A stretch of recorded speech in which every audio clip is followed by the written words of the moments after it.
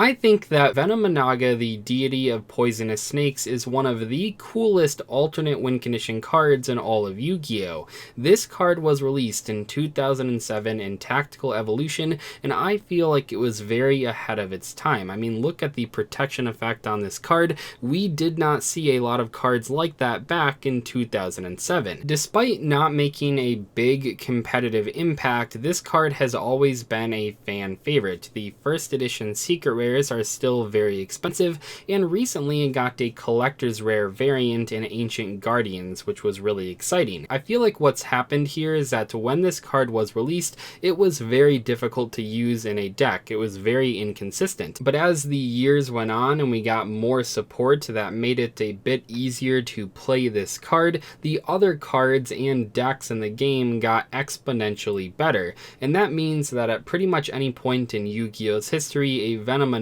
deck pretty much can't work at any sort of competitive level, and honestly you might have trouble at a casual level as well. In today's video I want to discuss how you summon this card, what this card does when it actually hits the board, and finally discuss why it never saw any competitive play. Now we'll come back to this card's main abilities in a moment, but what you need to know right now is that it says cannot be normal summoned or set, must be special summoned by Rise of the Snake Deity or its own effect. Let's take a look at what that card does. Rise of the Snake Deity is a normal trap card that says when a face-up king of poisonous snakes you control is destroyed except by battle, special summon one deity of the poisonous snakes from your hand or deck. Okay, so that's not too terrible. Let's take a look at the king of poisonous snakes. This is unfortunately a level 8 monster, which does make the combo a lot more difficult to use. It's also a dark reptile monster with 0 attack and 0 defense. It says cannot be special summoned by another effect monster's effect, gains 500 attack for each reptile monster in your graveyard. When this card is destroyed by battle and sent to the graveyard, you can banish one other reptile monster from your graveyard, special summon this card. For what it's worth, I see what they were going for here. The King of Poisonous Snakes has a revival effect whenever it's destroyed by battle, therefore your opponent will probably want to use a card like Dark Hole or Regeki to get rid of it, and that would trigger Rise of the Snake Deity. But there were a few problems with this. First off, especially back in 2007, pretty much no one would ever use a Dark Hole or Regeki on your king because they knew that Rise of the Snake Deity existed. These were cards that people were talking about, not necessarily because they were good, but rather because they were fan favorites. So you'd have a pretty hard time finding an opponent that would be willing to destroy the King of Poisonous Snakes with their own card effects. That meant it was usually up to you yourself to destroy this card, and oh boy was that a mess, especially back in the day. Think back to what I mentioned earlier at the beginning of the video. When these cards were released, consistency was the biggest problem, but nowadays power is the issue. So when we're thinking about consistency, you're looking at a lot of pieces that have to fall into place to make this combo work. You had to have Rise, which was a 3 of, but it was basically unsearchable back in 2007. You had to have a way to get the king on the board, which could have been tribute summoning it, but that's pretty unreliable, so most people tried to special summon it by using a spell or trap card. So things like Call of the Haunted were pretty good after milling this card with Snake Rain, or perhaps a few months later when we got Foolish Burial and Trade-In, you could use those cards to put this card in the graveyard and then revive it with some sort of spell or trap. And finally, you had to have a way to destroy this card with a card effect,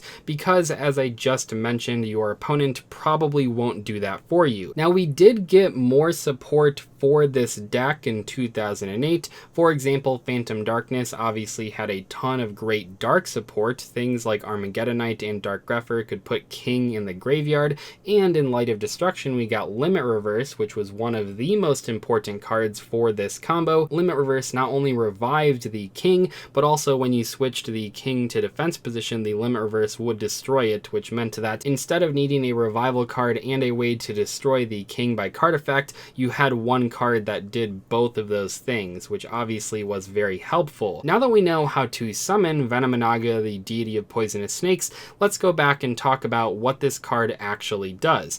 Vennominaga is a dark level 10 reptile effect monster with 0 attack and 0 defense. events.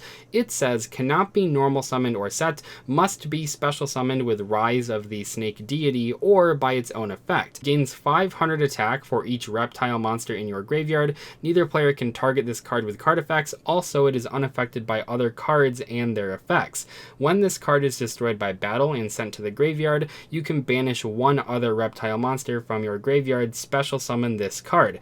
When this card inflicts battle damage to your opponent, place one Hyper Venom counter on it. When the third Hyper Venom counter is placed on this card, you win the duel. I really do stand by that this card was very ahead of its time. It can't be targeted, it's unaffected by other cards and their effects, and if your opponent does manage to run it over in battle, you get to revive it by banishing a reptile monster in your graveyard. All of that is good. This card is a good boss monster if you don't consider how you have to summon it. But as I've already talked about, yeah, it's pretty difficult to actually make that whole Rise of the Snake Deity combo work on a consistent basis. I really feel like if you do manage to summon this thing when you have a few reptiles in graveyard, you probably will be able to win using its effect. And that's what makes this card so heartbreaking. It really is a lot better than many of the other boss monster type cards I've covered in this series. I think the protection effects are great, I think the revival effect is good, and I don't think it's too difficult to put 3 Hyper Venom counters on this card. But that summoning condition was so terrible it made people not want to play this card at competitive events.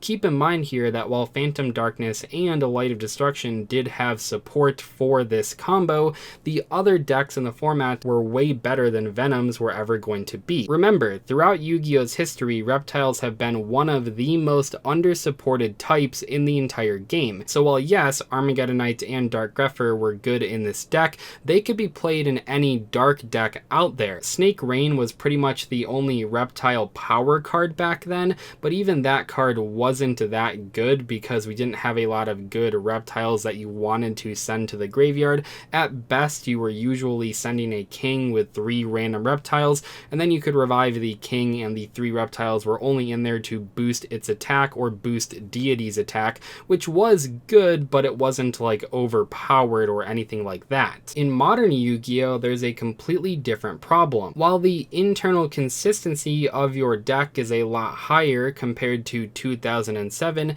the stuff you're playing against is a lot better now too. Things like hand traps and interruptions and negations are a lot more prevalent now than they were over 10 years ago. I myself even tried to build a deck with this combo not too long ago. I tried to use Dogmatica Punishment, sending Elder Entity Natist to the graveyard. That would allow the punishment to destroy an opponent's monster and the Natist to destroy my own king to trigger Rise. Beyond that, we did get a brand new reptile archetype out of Ancient Guardians. Not only does that make Snake Rain better, but also they do have a Foolish Burial for any reptile monsters, so that does increase your consistency in terms of putting king in the graveyard. So there are a lot of different ways to try and build a deity deck in 2021. Unfortunately, it probably won't be that competitive, but it is pretty fun. Anyway, that is all for today's video. I hope you guys enjoyed it. Let me know in the comment section if you guys have tried using this card, either in old school Yu-Gi-Oh or modern Yu-Gi-Oh. What cards did you use to try and make the combo work? I'd love to hear your ideas. I'll see you later though. Thanks so much for watching. Goodbye.